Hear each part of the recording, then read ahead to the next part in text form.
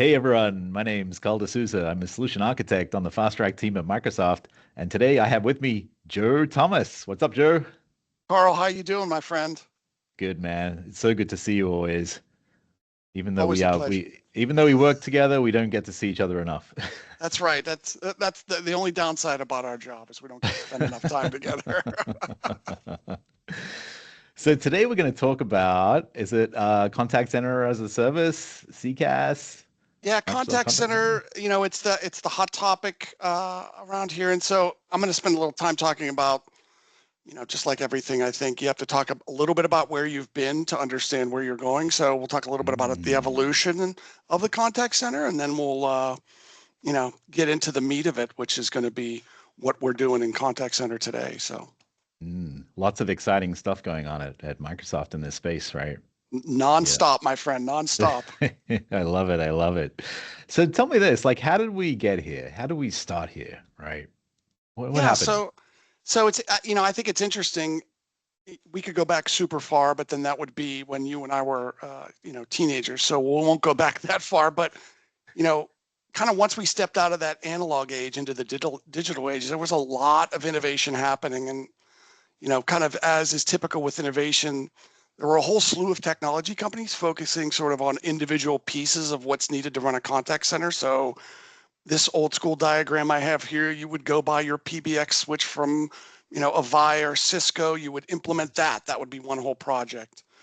Then you need to set up your ACD using something maybe from Genesis.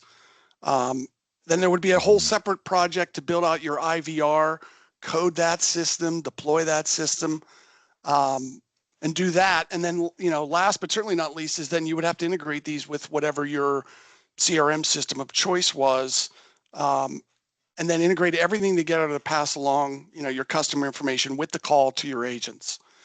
Yep. There was a lot going on. I happened to be in a contact center during this time period, working on a lot of these projects, and they were not small projects individually, but somewhere in the late '90s, kind of early 2000s, and then as we moved into seeing things kind of go to the cloud, Yep. all of these services kind of started to migrate there as well. A lot of times still not Sure. very horizontally, but I would say this is where you started to see this happening kind of in the 2000s. Yeah, wow. Yeah. You know what I like about this diagram? Actually, the icons even look like they're from the 90s. That's what I was, Carl, that's exactly what I was going for. This was taken from a deck in like 1995, right? Yes, I like it. I like it. I put that in my search. I was like 1990s PBX diagrams. Excellent, excellent. This is painting an excellent picture here.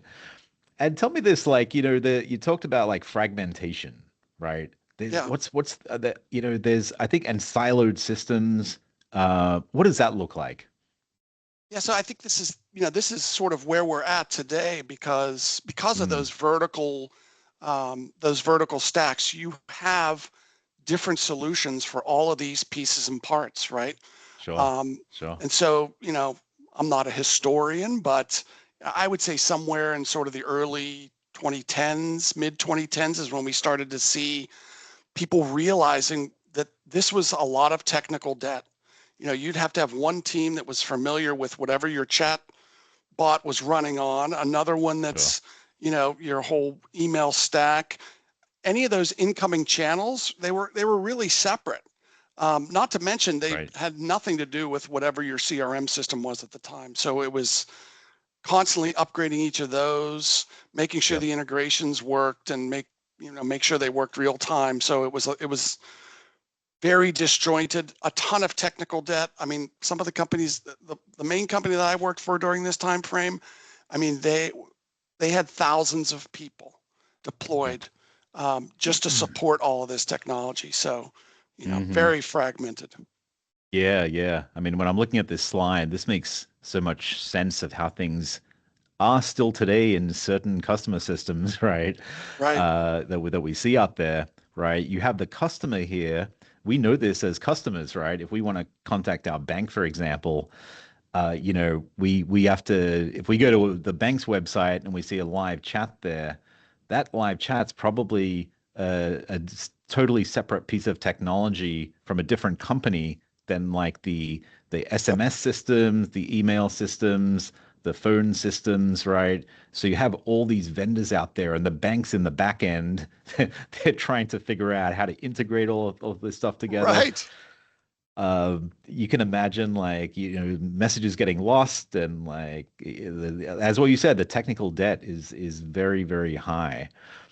And then it makes it harder just to go from the left to the right now, because, if you want to implement things like self-service, now it's 10 times more challenging, right? Right. You don't have that Yeah. single pane of glass. I mean, I think you and I are probably more acutely aware of when we call an IVR and we provide a bunch of information and then we talk to a human and they have no idea what we just entered. They're asking my account number again. Yep. It all boils down to that customer experience. I mean, I'm not going to name any companies, but I acutely notice when I see those connected customer experiences, I'm like, these people have their act together. So, Yeah, that's yeah. right. And the other thing here is like on-prem systems, right, versus cloud systems. And Yeah. you kind of touched on that. I read this statistic from Gartner that said that 70% of these contact center systems are still on-prem, It's crazy, right? isn't it, when you think It about it? is right. 2025 now. Right. Like, it's incredible, but yeah, that's where we are. But tell me, like, where is Microsoft in 2025? Yeah. So, what I'm about to say, I've heard our leadership say, so I don't feel like I'm, talking trash on Dynamics at all, but Dynamics was a Yep. little late to this game of sort of horizontally integrating it. I may have the Sure. dates wrong, but it was probably around the 2018, 2019 time period. And since then, you and I both know, I mean, they've invested extremely heavily in this to get things like Azure Communication Services, et cetera, all kind of put into one platform. Um, Hmm.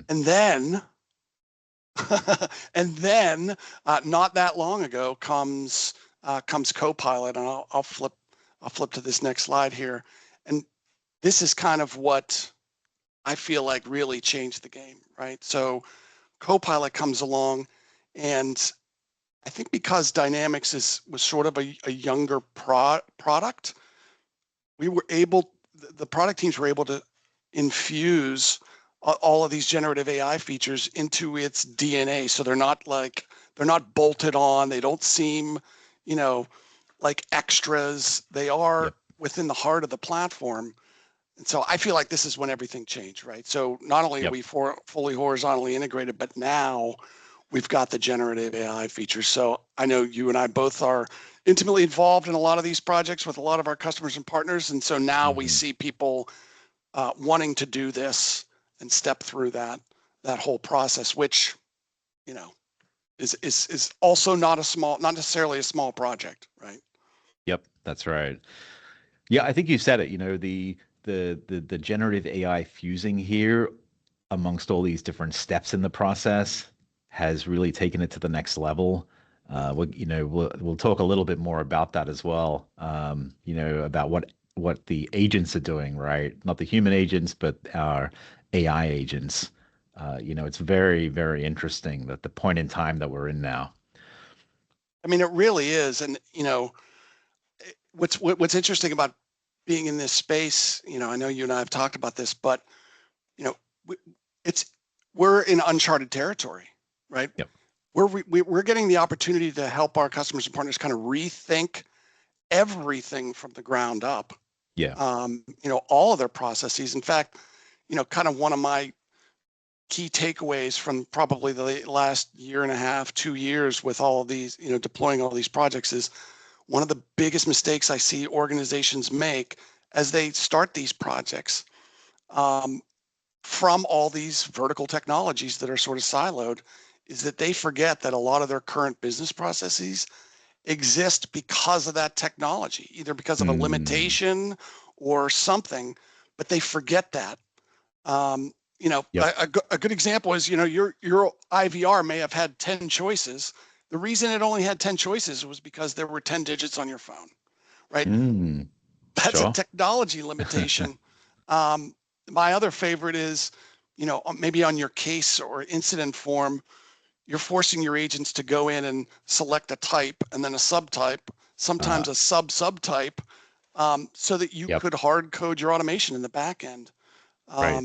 You know, Yep. so I think those projects, people are in a hurry to get here. And they're kind of in a rush to do, I'll put them in air quotes, a lift and shift. Right.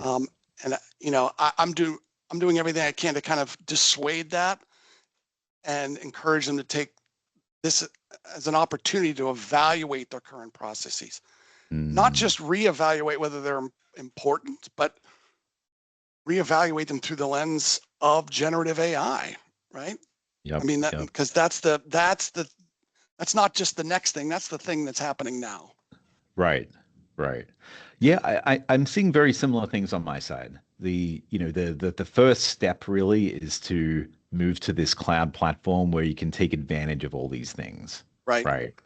That's step number one. And I've helped a few customers go through that now, and they're kind of up and running in the cloud, and that's kind of phase one, right? But then now they're taking that step back and they're saying, wow, okay, we can do all of these things. We can build our own agents. So the sky's the limit, right? It's not just the ones that come out of the box, right? We can do things however we want by taking advantage of this amazing new technology. What do we want to do here, right? And so this innovation phase is something that I'm seeing a lot of my customers go through now in the next kind of 12 months, right? Oh, for sure. I mean, do you find with your customers there's a little bit of the phrase we use around here is a deer in headlights, right? There's so much happening that they don't know where to begin, and that's, our colleague Jerry Fetzer has been working on, I think we talked about this as well, a whole workshop series to help customers who are kind of, in analysis paralysis, which one should we implement first, to get the ball rolling, because that's really, I think, the key. Yeah, absolutely. Absolutely. That's one of the challenges and one of the good things about what's happening, I guess. Like, this space is moving so quickly, right? Right. And but you want to be able to make that decision on something kind of early to get in there. You don't want to wait too late. That's kind of the balance, right? But what I'm encouraging my customers to do is to pick something small and dive in, try it out. You can very easily like try out these agents, and with like basically no risk, right? You go into your dev environment, you play around with it, or you enable some of the out of the box ones, get your hands dirty, start to learn about the concepts around generative AI, and then you start to see how to build these things out. Like, it's very easy with CoPilot Studio, right? We'll maybe talk a little bit about that, shortly. And just getting your hands dirty, it really gets the brain going, right? So you start to think about, oh, wait a minute. Yeah, you take these old processes and you say, that's something that we totally don't need to do anymore. Let's do it differently. 100%. It's like contact centers are very regimented, right? I mean, they take tens of thousands, if not hundreds of thousands of calls per day. And so, they kind of get into that mindset. I know I was in that for 10, 12 years. And so the workshop Jerry's working on, I delivered it for a customer somewhat recently, and you can kind of see them, the creative part of their brain clicking on as we kind of show them what's possible. And, we start just labeling out, oh my gosh, we've got this terrible process where people have to go and do this, this, and this. Is that something we could put into CoPilot Studio? And, it really, you're right, it gets the juices flowing and helps people start to think of these things through the lens of CoPilot and generative AI. I mean, it's fun, actually. Yeah, definitely. So we have this. Go ahead. Yeah. I was just gonna say, like, one of the customers we're working with now, it's interesting when as we're sort of cataloging these processes, what I've been trying to do is I ask one question. So is this process here because of some sort of legal and compliance situation, right? Do we have to report to OSHA? Do we have to, report to some customer agent? Is that why this is here? If the answer to that question is no, then what is driving it, right? Like, is it the current organizational structure? Is it some legacy system limitation? Or worse yet, Carl, is this here because that's the way it's always been done? Right? I mean, I don't know about you, but when I hear that and no one can quite give me the answer, that to me is, okay, we're going to put that on the list to explore a little further, right? Because generative AI can probably solve some of these problems. Yep. If any clients of Joe's are listening, never say that to Joe. He's going to get like. They know that up front, Carl. That's like sort of my intro speech. Yeah, I love it. I love it. I love it. So what we're looking at now, right? Very, very 10,000-foot view. What's the deeper? What's the what's behind it? Well, okay, wow. So that's the kaboom, Carl. So this is the this is the slide that you put into the design, the 87-page design document. Right. When you're delivering this project, but right. We went from that super high level that had 4 little icons to down in the weeds. And so what you see here Definitely. is, kind of if you have everything within the contact center platform, right? So starting on the left, obviously you've got your email. Everything is all the sort of live communication channels are coming through Azure Communication Services. You've got you see CoPilot Studio there, number 4, right? The chat bots, the voice bots on IVR, which I think you and I could probably do a whole separate session on that. You've got Dataverse in there, so things like your traditional CRM system with all your contact management pieces and parts. Number 5 is unified routing. So all of those channels now are handled, through the application, right? Setting up those rules, putting agents in different places, and being able to shuffle those different communication channels through to the right person using smart routing, right? So, and that's not even once you get into, hey, the call or the chat or whatever is in the hands of one of your agents. Now there's all these tool sets at their fingertips, utilizing the CoPilot and the generative AI features to make that process even quicker. So if you see that here, case, conversation summary, I mean, writing the emails, all the things we're pretty familiar with. Yeah, definitely. So if I pause you for a second, right? Yeah. Because that's a lot to unpack right there. Right. Yes. And that's the funny thing about what you kind of touched on here. Like you could pick any of these boxes and we could do a whole session on each one for hours probably, right? One thing that we spoke about earlier is the channels. And number one here is pretty amazing because previously in other systems you had to have all these different vendors who were able to provide these different channels, right? Right. If you wanted a Copilot or sorry, an AI bot, for example, right? If you wanted any kind of AI bot, you'd probably have to go to an AI company to get the bot. You probably couldn't get that from like a telephony provider, right? Right. And what Microsoft's doing here is out of the box, it provides to customers, right? To Microsoft's customers, all these different channels that they can just click buttons and get up and running very quickly. So we have voice, SMS, email, web chats, social channels like Facebook and etc. And this is just a very small handful. I know there's many channels out there that you can just turn on.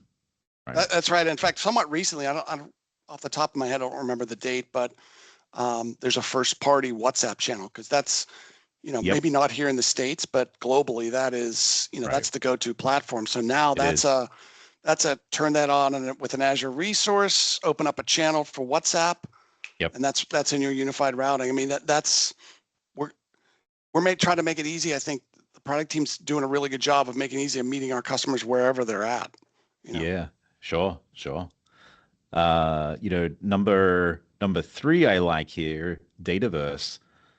Something that really you want to want to really focus on that's kind of not so apparent in this diagram is that you're on the Microsoft platform, right? Right. Once you have the data in the Dataverse in this very nice structured way, you can take advantage of all the other things in the Power Platform, right? Power Automate, Power BI, all of that other infrastructure, you just get to take advantage of out of the box. So I really like that.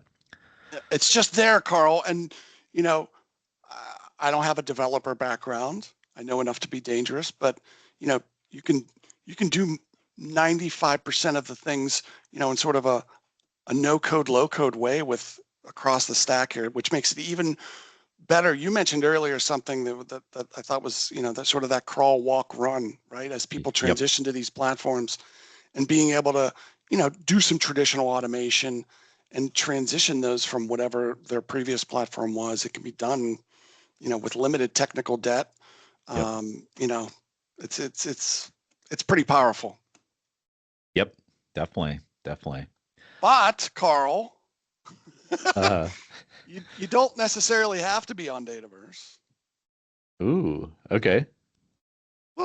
So the Dynamics Contact Center, you, you you can view it as a wrapper for all of those other pieces and parts. Sure.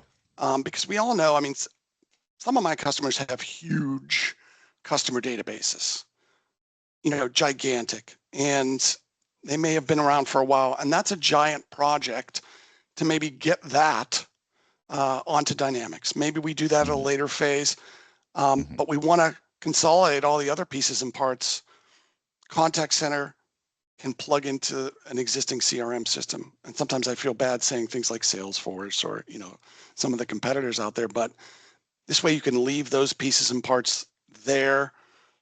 You don't have to do all the data migration and everything that's necessary, but you get all the other amazing features that are within the stack. So if you're a company, you're using Salesforce, but you really like all of the Microsoft channels, right? The ability to really easily get up and running with the voice channel, SMS, chat. You really like the ability to create chatbots and IVR bots, right? right. Then you can say, you know what, I, it's going to be a very heavy lift to move to Dynamics, but we can just keep Salesforce and have all this other good stuff from Microsoft and plug it in, right? Yep. And that's the plugging in is one of the key concepts here. The contact center as a service, right? Yep. Yeah. I mean, it's amazing how Microsoft took their CRM system, right?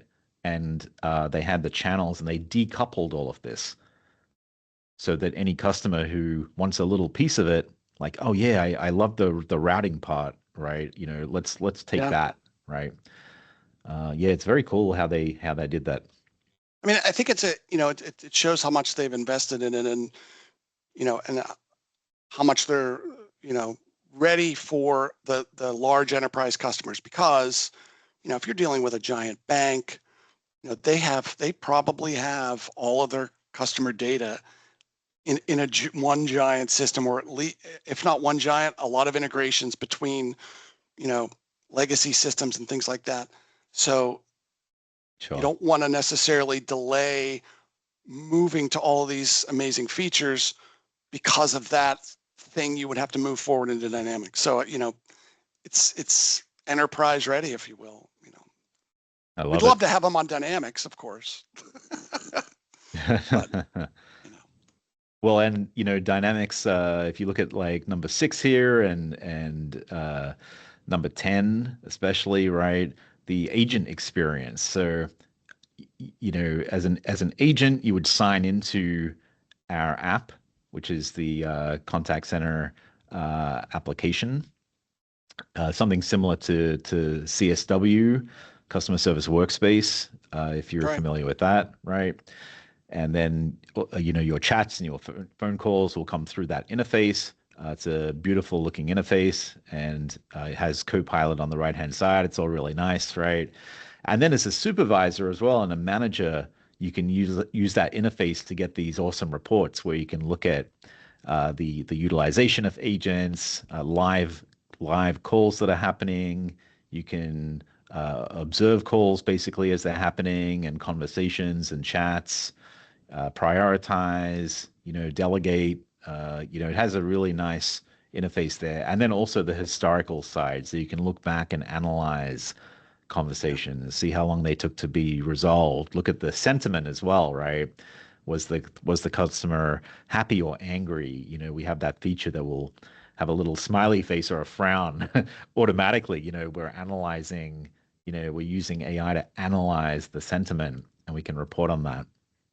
Yeah, and that's a wonderful segue.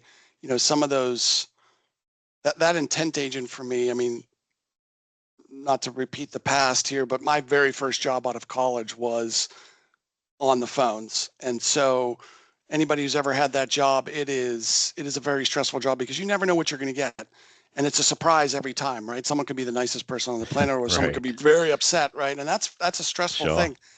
Sure. Just to have that, 2-second heads up with utilizing the Mm, native intent agent to know that, hey, this customer is red smiley face and angry. That gives you a moment to just prepare, right? And yep. calm Yep. everything down and get ready. And it's not a surprise. That has a huge impact on the day-to-day lives of those agents. I mean, I bet. uh, yeah, I mean, it's incredible. Yep. And that's, you talk about the human agent experience. How can you help human agents to resolve these issues more quickly, right?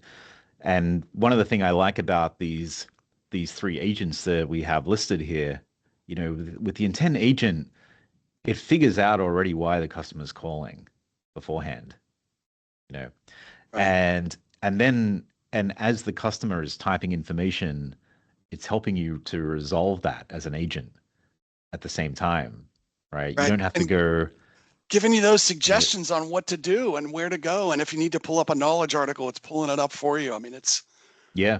the I amount bet of time when that saves is huge. Yeah, I bet when you were a call agent back in the days, you probably had like a big pile of books next to you. Yes. The 3-ring binders, Carl. Right, right. Let me look at page 85. I think it's there's a I think I have the solution on page 85 maybe, but this book Yes. doesn't get updated every day, so That's right. exactly right. And it's almost like, I mean, that's another great segue. I'll skip over the case management agent for just a second, but the knowledge management agent. So, I mean, you hit the nail on the head. Those, there's a million scenarios that come in, and those books that used to be 3-ring binders, those are now contained within sort of your knowledge base. And, one of the other observations and things that we're finding out is some of our customers have spent some time you know, curating and putting a knowledge base in place, but they haven't put enough time into sort of keeping it up to date, right? Yep. New solutions to problems come up. They don't necessarily have the time or resources to spend and go back and evaluate. And as we all know, sort of whatever your knowledge base or bases are, that's kind of the brains of the operation, right? For all these Gen AI features. So it's the foundation. I mean, you really have to have that uh, solid. And the knowledge management agent, I'm working with one of my customers now. It is in preview. I'll throw that out there, but um, it'll you can let it run. It's going to look at your historical cases and suggest updates or new knowledge articles Mm, based mm, on how the agents have solved problems, which is really interesting because there may be solutions out there to problems that 5 people have individually solved themselves that no one was really aware of, right? And it was a super yep. efficient way to solve the problem. So, Yep. that just another great example of some of those features that are going to have a sort of an exponential impact on the efficiencies of the system. Yeah, I don't think people even realize like the impact. For eternity, this knowledge silos, right? Individuals that they figured out how to solve a problem, but they weren't able to share it. They, for whatever reason, Yep. and having these AI agents just run in the background and be like, oh yeah, this guy solved the case this way we're going to create a knowledge article for it in the background so that they don't have to do anything. Yeah. You know? I mean, what back in the day, I feel like I have said that several times on this, on our conversation, but we would do like quarterly reviews, right? We would have some of our senior agents come in and we would literally get in a conference room and, you know, hey, what did you learn, right? Let's update this. And then, and that was happening. I think we were probably the rarity. That was happening fairly frequently, but it left out a lot of information that was disjointed, that just never made it to the table. And this sort of breaks down those barriers and gets right to the heart of what is the best way, right, to solve that problem. Right. So with CoPilot Studio here, right, we have, there's a couple of use cases that I think come to mind. One is the IVR, being able to actually use this interface to build out your own IVR with drag and drop, right? I mean, I think that's a huge thing automatically. Absolutely incredible. I mean, it is.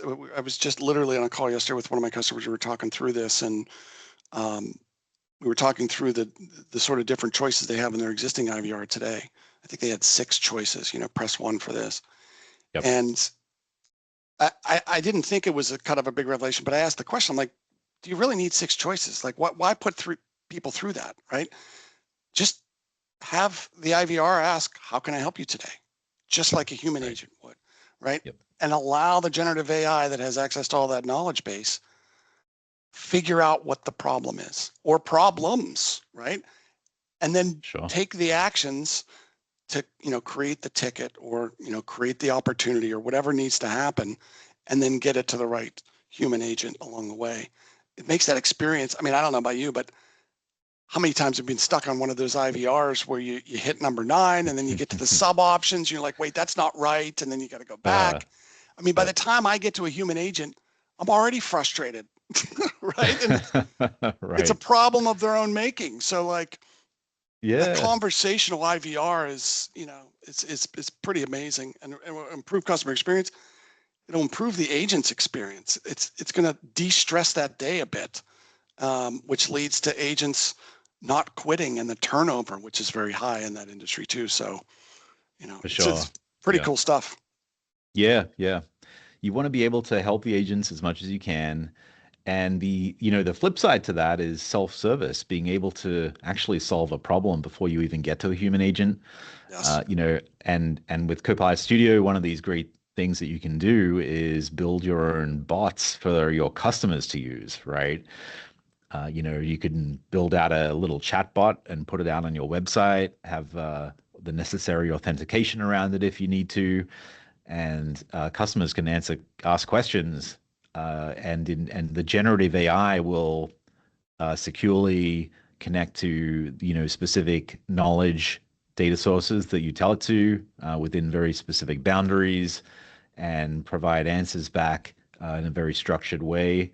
But taking advantage of that Gen AI, it's incredible, right? So the deflection rate of stopping, of being able to resolve an issue with a customer before you need to speak to someone, that's what I'm seeing actually a lot of success with my customers. I don't know about you, but seeing a lot of excitement and success around that. It is.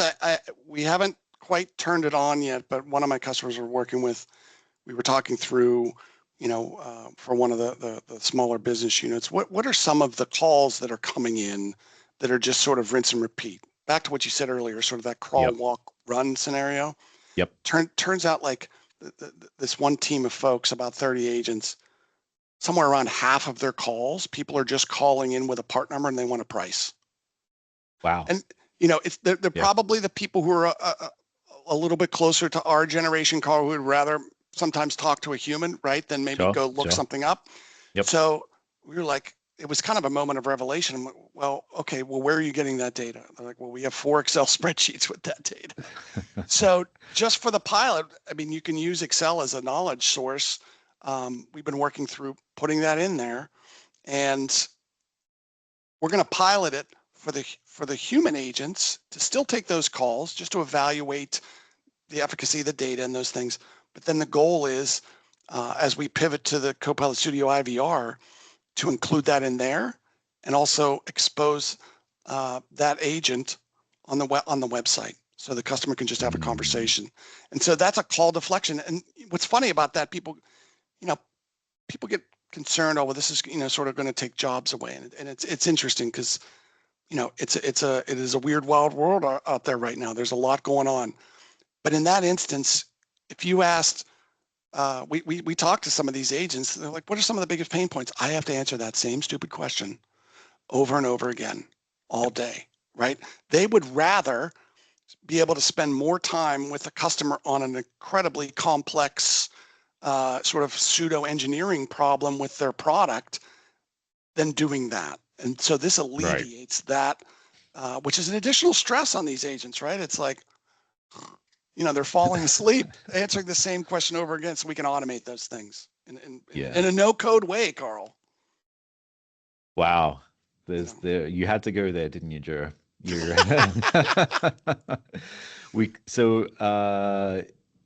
don't need developers to do all these things we're talking about, right? Any business savvy person, or someone who obviously needs to know how they're doing it. But actually, I have customers who are I don't want to say non-technical, but they're definitely not developers that have bots out there in production that it's actually very easy to drag and drop, configure. I mean, I've one customer that we haven't deployed the CoPilot Studio chatbots live yet. It's still sort of in the competition phase, but they have a legacy platform that does some of their chats that also has some generative AI features. That product team was developing a sort of a generative AI chatbot to showcase. The business unit that is currently using CoPilot Studio kind of got wind of that. They said, hey, what about CoPilot Studio? We can do that too. The other team, I think they had 6 weeks to prepare this demo and prepare, a live demo. And the business unit I worked with, they had, I think it was either 3 or 4 days and to do it. And they were able to spin it up in competition side by side and done. Wow. The amount of effort it took, was pretty impressive. And, it took them about 6 weeks. It took the team I'm working with 3 or 4 days, which, that saves a lot of time, money, effort, and that technical debt, right? I don't have to, keep it there. I can constantly update it because it is easy to update.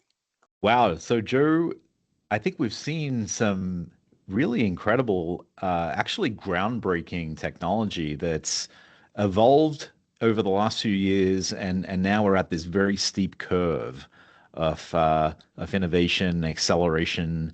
And if you're an organization out there who has contact center needs, I think that one of the first places you would probably go to learn about a contact center that could help your organization is Microsoft, right? Yeah, I agree. I mean, there's so much investment, and you're not going to be able to escape what's coming with all of the wonderful AI features. And so, I look at some of our competitors, and the way I look at it and sort of characterize it is they're patching it in here and there, and they're sort of shoving it in wherever they can. This is infused across not just Dynamics, across the Microsoft 365 stack. So it's everywhere throughout the platform. And I'm excited. Contact center has always traditionally kind of been a boring space, I think, for most people. I've always liked it, but this sort of greenfield phase we're in is pretty exciting. And I'm glad that I'm here while we're in this greenfield and not at one of these other companies who's kind of scrambling to catch up. So it's a fun place to be. Yeah, Microsoft is leading the way in that Gartner Magic Quadrant, right? So right. Yeah, it is very exciting. You are absolutely right. Yeah. Well, Joe Thomas, thank you so much for joining us. We really had a good time here. Carl de Souza, you're the best. We could have this conversation 12 times a day and probably never run out of things to talk about. And I love chatting with you, man. Yep, and we should do it again. Thanks so much, Joe. Thank you.